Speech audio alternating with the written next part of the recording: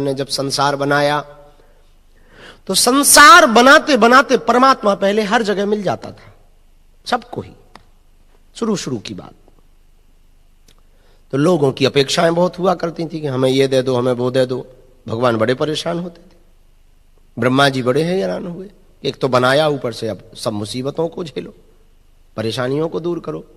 तो ब्रह्मा जी ने, भगवान विष्णु ने शंकर जी से उपाय पूछा कि कोई उपाय बताओ। तो भगवान महादेव ने उपाय दिया कि एक काम करो, मंदिरों में बैठ जाओ, गांव में एक जगह, ताकि वहीं पर व्यक्ति आके मांग लिया करे। तो पहले कबीले हुआ करते थे, तो मंदिरों में जाकर के परमात्मा बैठ गया। तो लोग मंदिरों में लंबी लंबी लाइन लगाने लगे और मंदिर में भगवान का कोई काम नहीं बचा। पूजा तो बाद में, पहले मनोकामना पूरी करो। ये भी लंबी चाल चली। अब वहां भी थोड़ा परमात्मा को परेशानी हुई, तो परमात्मा फिर भागे भगवान श्री हरि के पास, महादेव के पास। श्री हरि कि हम तो बड़े परेशान हो गए। अब तो पहले तो चाहे जहां मिल जाते थे तो चलो मिल जाओ, पकड़ जाते थे तो लोग छोड़ते ही नहीं थे, हर 2-3 जन्म की तैयारी कर लेते थे। अब मंदिरों में भी लंबी लंबी लाइन है, लाइन ही खत्म नहीं हो रही। तो भगवान महादेव ने कहा कि एक काम करो, 8-10 गांव के एक गांव में एक मंदिर पे बैठो। हर गांव के हर मंदिर में बैठने की आवश्यकता नहीं। अब वहां भी भीड़ बढ़ गई, वहां भी लाइन बंद ना हो, और ज्यादा जोर पड़ने लगा।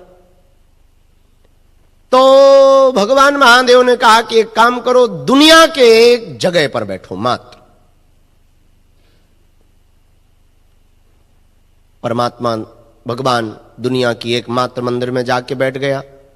वहां भी लंबी लाइन बढ़ गई, लोगों को पता लग गया, खबर लग गया कि ये वाला मंदिर ज्यादा चमत्कारी है, बागेश्वर वाला, यहां जाना चाहिए। तो लंबी लंबी लाइन वहां भी लग गई, और वहां भी परमात्मा को टाइम ना मिला, भगवान को टाइम ना मिला। तो भगवान बड़े परेशान हुए कि अब ऐसे कहां जाया जाए।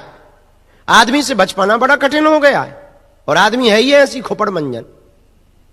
आदमी का नाम ही है खोपड़िया, जो सिर है उसको खोपड़ी कहते हैं, और खोपड़ी का मतलब ही है खो गई और पड़ी है, इसलिए तो खोपड़ी है, खो गई और पड़ी है। तो खोपड़ी बड़ी खतरनाक है। अब परमात्मा भी हैरान खोपड़ी से, हो ही जाते। परमात्मा क्या, पतियों से पूछो अथवा पत्नियों से पूछो। लंबी लंबी लाइनें इसी बात पे लगती हैं कि हमारे स्वामी की खोपड़ी बेकार है। और पतियों से पूछो क्या है, अरे क्या बताएं महाराज, हमारी घरवाली की खोपड़ी खराब है, खोपड़ी ठीक करो। और सब आदमी पूरी दुनिया में ज्यादातर लोग एक दूसरे की खोपड़ी ठीक करवाने आते। भाई की खोपड़ी ठीक हो जाए, लुगाई की खोपड़ी ठीक हो जाए, पड़ोसी की खोपड़ी ठीक हो जाए, मित्र की खोपड़ी ठीक हो जाए, नौकर की खोपड़ियां ठीक हो जाए, मालिक की खोपड़ी ठीक हो जाए। तो खोपड़ी बड़ी खतरनाक। तो भगवान एक ही जगह बैठे बैठे परेशान हो गए, और भीड़ लंबी लाइन। परमात्मा ने सोचा कि क्या किया जाए कि आदमी से बचा जाए और काम भी हो जाए और आदमी के पास भी रहा जाए। तो भागे भागे गए कि बचाओ, अब तो बड़ी हालत खराब हो गई। बोले हुआ क्या? अरे बोले हालत इतनी खराब हो गई हमारी कि पूछो मत। जगह जगह लंबी लाइन लगी हुई है और आदमी पीछा नहीं छोड़ रहा है। तो भगवान शंकर जी ने उस वक्त कान में एक मंत्र दिया कि हम तुम्हें एक ऐसी जगह बताते हैं जहां रहा जा सकता, और आज तक आदमी खोज रहा है। पता है कान में क्या कहा भगवान शंकर ने? आदमी के मन में जाके बैठ जाओ।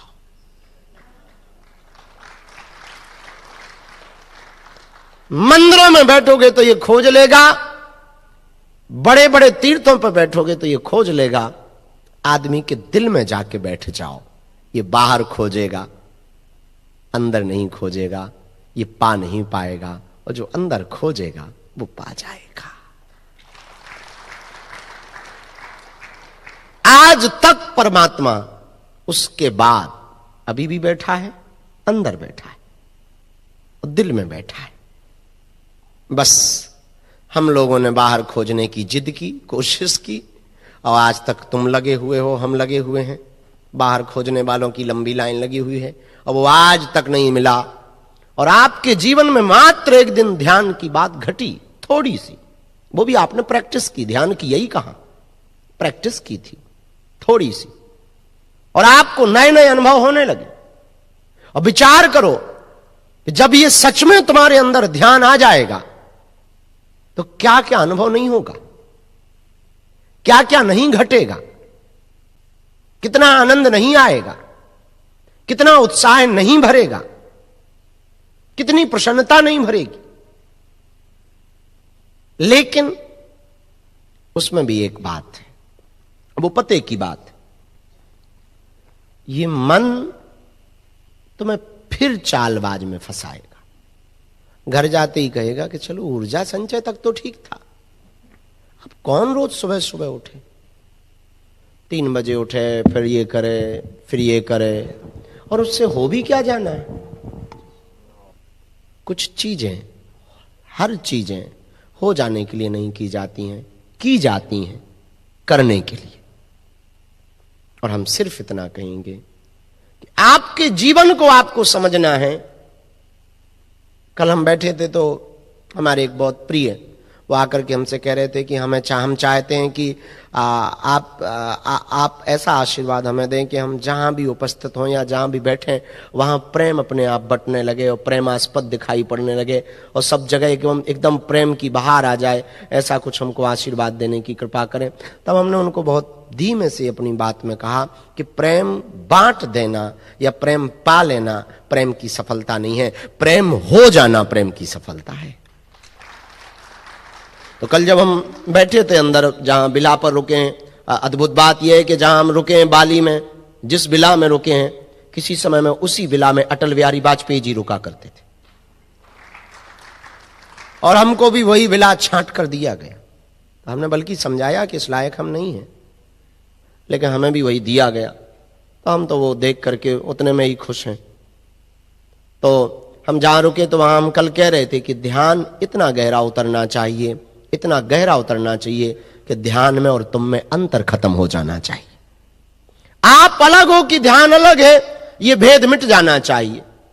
आप में और ध्यान में भेद हो जाए तो जब यहां आप आज करो, कल तो किया था सो ठीक है, आज जब आप ध्यान करो तो एक बात ध्यान रख करके करना, ध्यान कि आप ध्यान हैं, कर नहीं रहे।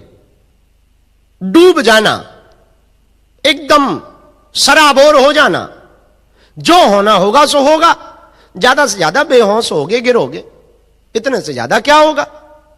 एकदम डूब जाना, यदि ध्यान का आनंद लेना है तो एकदम तल्लीन हो जाना। और जिस समय आप तल्लीन हुए नहीं, आपके अंदर ध्यान घटा। पाली की एक और सबसे खासियत बात है, वो ये है कि जब यहां पर सनातनीय हिंदू अपना वार्षिक त्योहार मनाते हैं तो लगभग 12 से 24 घंटे का मौन व्रत धारण करते हैं।